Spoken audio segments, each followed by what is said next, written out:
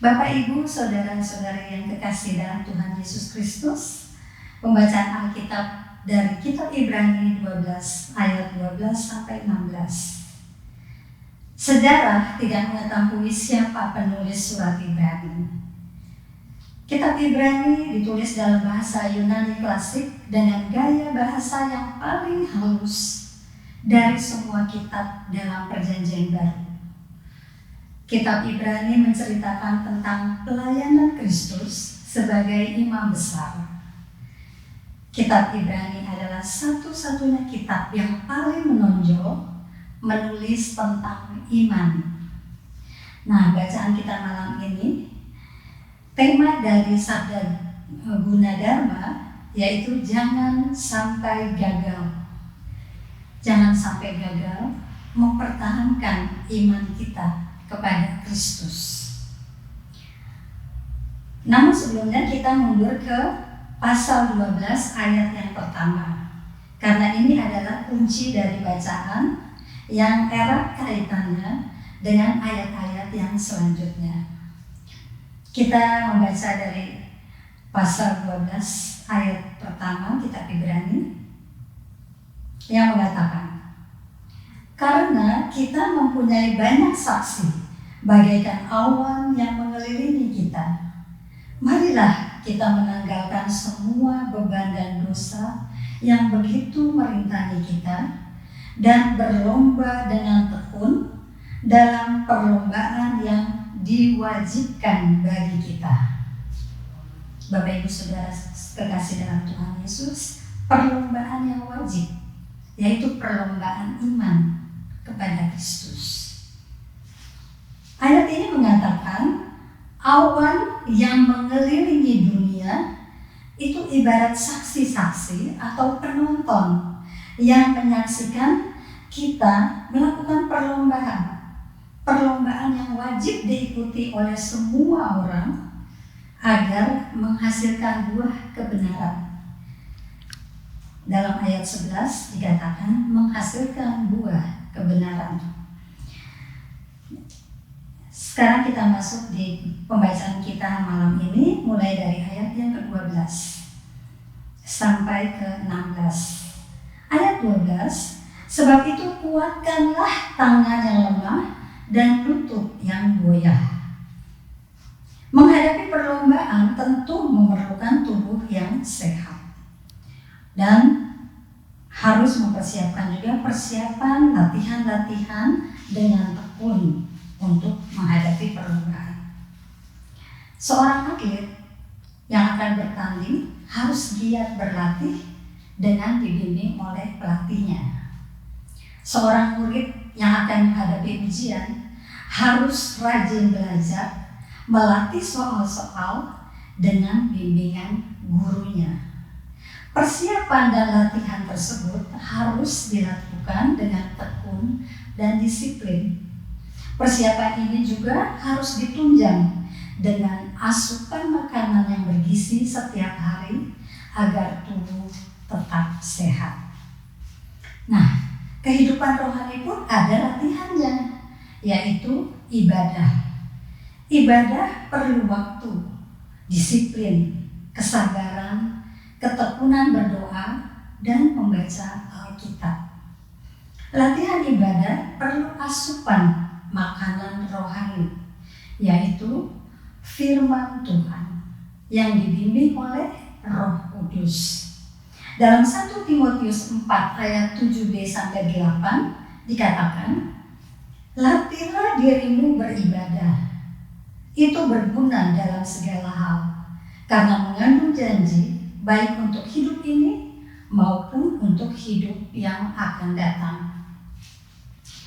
Ayat ke-13, luruskanlah jalan bagi kakimu, sehingga yang pincang jangan terpelecok, tetapi menjadi sembuh. Kalau kondisi tubuh tidak sempurna, cacat, pincang, buta, tuli, apakah kita melihat mereka bisa mengikuti perlombaan iman? Tentu saja tidak menjadi alasan cacat tidak bisa berbuat apa-apa. Banyak sekali contoh orang-orang cacat yang memukau dunia oleh karena kegigihan mereka berjuang mengatasi kehidupan. Keterbatasan pada tubuh bukan halangan untuk berkarya menghasilkan buah. Ayat yang ke-14, hadirkan damai sejahtera Allah. Tuhan Yesus berkata dalam Matius 5 ayat 9, orang yang membawa damai disebut anak-anak Allah. Pada ayat yang ke-15, jangan biarkan akar pahit tumbuh dalam hati, yaitu amarah, kecewa, ketakutan, kebencian, putus asa, iri hati, membenci diri sendiri. Akar pahit di hati akan merusak tubuh, mencemarkan orang banyak, bahkan mempermalukan diri sendiri. Tuhan mau hati kita tulus dan sederhana. Tugas kita bukan menghakimi, tetapi mengarahkan orang meneladani Kristus. Ayat yang ke-16, tindakan tak bermoral tidak patut dilakukan. Esau menjual hak anak sulung, dianggap merendahkan Tuhan, karena hak anak sulung adalah berkat pemberian Tuhan. Bapak Ibu Saudara-saudari yang kekasih dalam Tuhan Yesus Kristus, ada 4 hal penting wajib kita hayati dalam perlombaan iman, yaitu pertama, fokus pada Yesus karena Ialah satu-satunya sumber hidup kita. Keselamatan bukan untuk orang Kristen dari lahir, bukan untuk mereka yang selalu rajin ke gereja, yang aktif dalam berbagai kegiatan gereja, yang pandai berkhotbah, yang pandai bernyanyi. Bukan. Jangan bangga jadi orang Kristen. Percaya saja belum cukup. Iblis juga percaya pada Tuhan, tetapi tidak menjalin hubungan pribadi dengan Tuhan. Keselamatan adalah menjalin hubungan pribadi dengan Tuhan. Hal yang kedua, tekun serta sungguh-sungguh mengerjakan segala sesuatu seakan-akan untuk Tuhan dan bukan untuk manusia. Hal yang ketiga, hidup kudus. Hilangkan akar pahit dalam hati. Bina hidup harmonis dan damai sejahtera dengan keluarga dan dengan sesama manusia, bahkan dengan alam di sekitar kita. Dan yang keempat, melupakan apa yang ada di belakang kita. Dalam Filipi 3 ayat 13-14, jangan sekali-kali menoleh ke belakang. Tinggalkan beban dosa, hidup yang lama, dan kenakan manusia baru dalam Kristus yang adalah ciptaan baru. Bapak Ibu Saudara-saudari yang Tuhan Yesus kasihi, sudah 8 bulan pandemi COVID-19 melanda dunia. Dari bulan Maret hingga akhir Oktober sekarang ini. Virus yang terus meningkat. Bahkan di kota kita di Jakarta, yang tertinggi dibanding kota-kota lain di Indonesia. Virus COVID menyerang tanpa pandang bulu. Gembala-gembala Tuhan, dokter-dokter, para ahli medis, para ilmuwan, orang-orang kecil, orang-orang sederhana, artis ternama, bahkan Presiden Amerika Donald Trump pun menderita COVID-19. Pandemi COVID-19 banyak memberi pelajaran bagi umat manusia di dunia. Harta dan kekuasaan tidak dapat menangkal COVID yang beredar. Bumi serentak kewalahan menampung mayat-mayat yang bergelimpangan di dunia.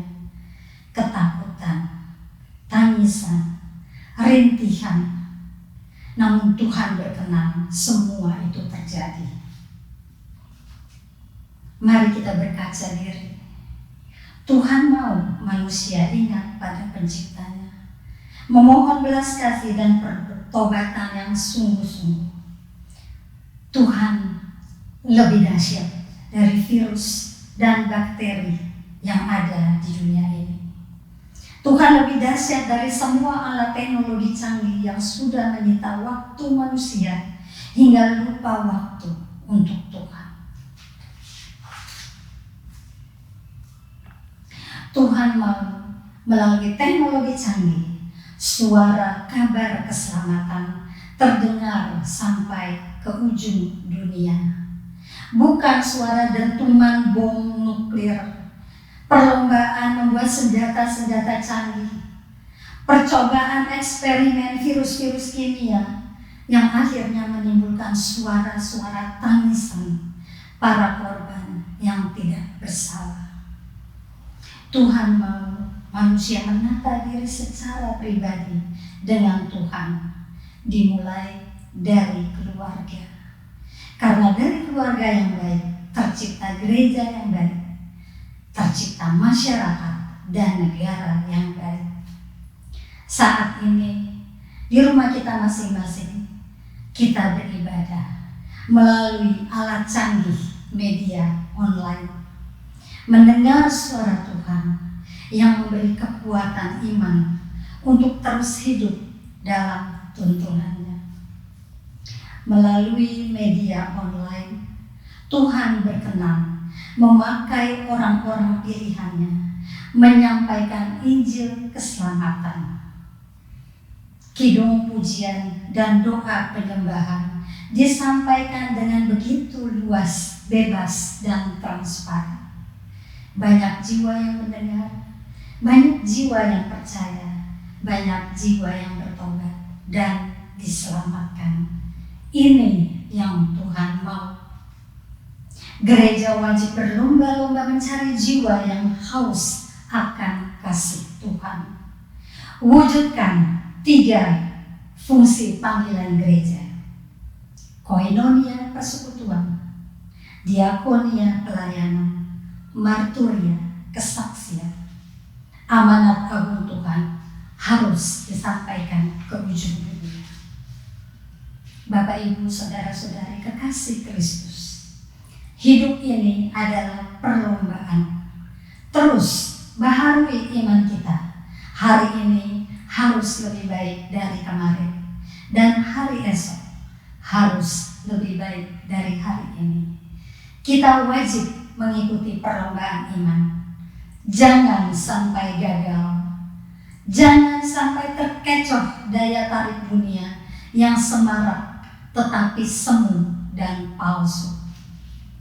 Saksi-saksi kita, yaitu awan-awan yang mengelilingi dunia ini, ibarat mereka adalah para penonton yang riuh bertepuk tangan menyaksikan mahkota kemuliaan diberikan Tuhan bagi orang-orang yang berhasil menjadi pemenang mengakhiri perlombaan iman. Tuhan Yesus memberkati kita sekalian. Amin.